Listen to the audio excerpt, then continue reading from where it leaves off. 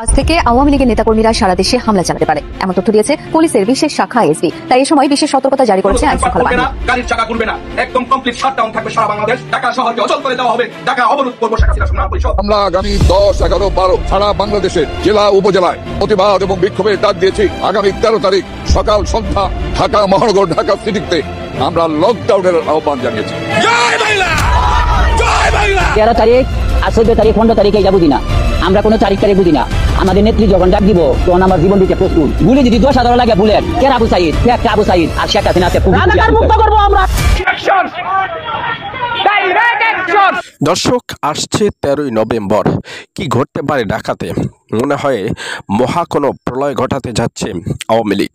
চতুর্দিক থেকে যেভাবে আওয়ামী লীগের নেতাকর্মীরা ফুঁসে উঠেছে, যেভাবে প্রকাশ্যে হুমকি দিচ্ছেন ফেসবুক কিংবা বিভিন্ন সোশ্যাল মিডিয়ার কল্যাণে আমরা যা শুনতে পেরেছি, তাতে ভয়ঙ্কর কোনো কিছু ঘটতে পারে এমনই আশঙ্কা করা হচ্ছে।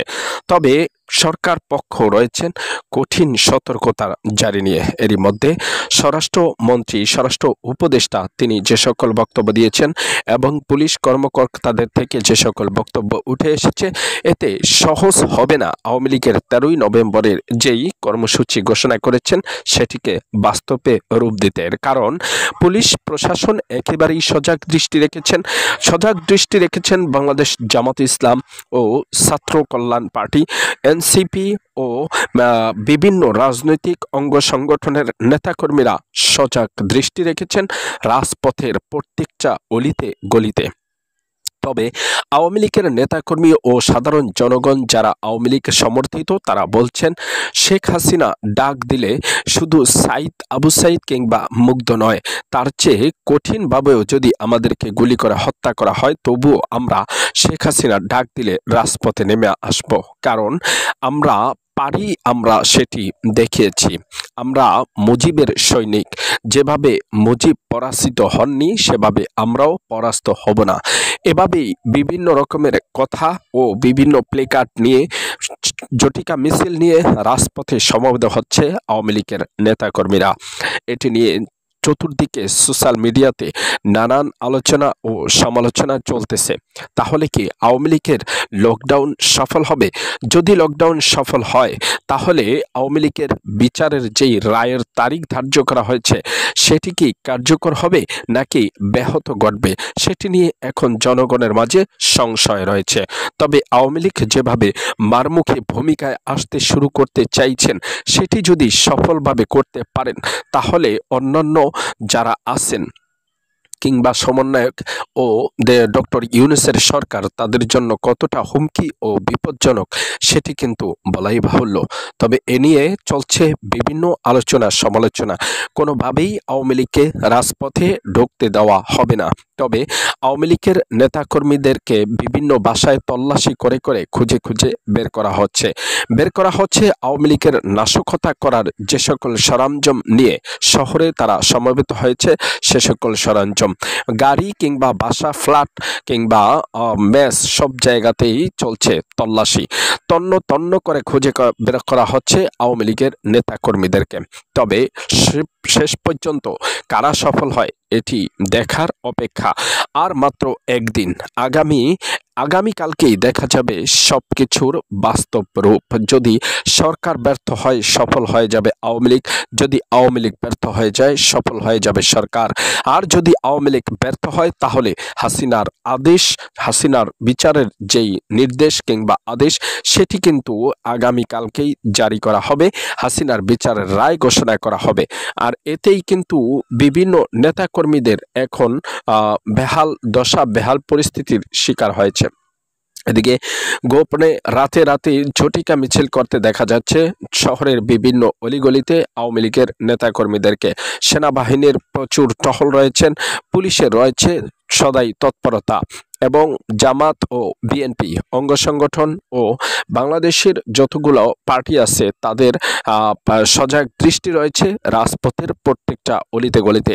এদিকে এনসিপি নেতাকর্মীরা আওয়ামী লীগের এই পদক্ষেপ, আওয়ামী লীগের এই কর্মসূচিকে তাদের পরাজিত হওয়ার মূল কারিগর বলছেন।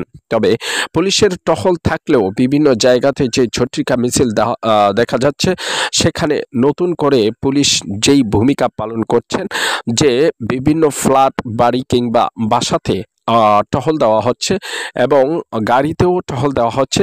আওয়ামী লীগের নেতাকর্মীদের বাসার সামনে কঠিন নজরদারি রাখা হচ্ছে। গোয়েন্দা সংস্থা রয়েছে কঠিন তৎপরতায়, যে কোনো কিছু মোকাবেলা করার জন্য প্রস্তুত রয়েছেন সদা সর্বদা। তবে আওয়ামী লীগের নেতাকর্মীদেরকে ইতিমধ্যে অনেককেই গ্রেপ্তার করা হয়েছে এবং আগামীকালকের লকডাউনকে নস্যাৎ করে দেওয়ার জন্য পুলিশ সর্বোচ্চ চেষ্টা করে যাচ্ছেন। শুধু তাই নয়, আওয়ামী লীগের যে সকল নেতাকর্মীরা ফোনে বা ভয়েস দিয়ে যেভাবে নেতাকর্মীদেরকে উজ্জীবিত করছেন, সেগুলাকে পরাস্ত করার জন্য ফোন ট্র্যাক করে তাদের প্রতি কঠোর ব্যবস্থা নেওয়া হচ্ছে।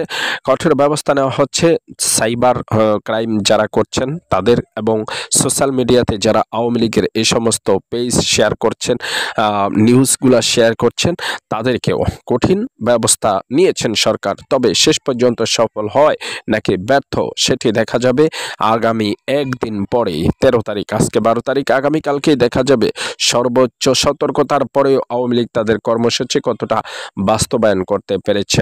এদিকে সেনাবাহিনীর কঠিন পদক্ষেপে বিভিন্ন জায়গাতে টহল দিয়ে আওয়ামী লীগের নেতাকর্মীদেরকে গ্রেপ্তার করা হচ্ছে।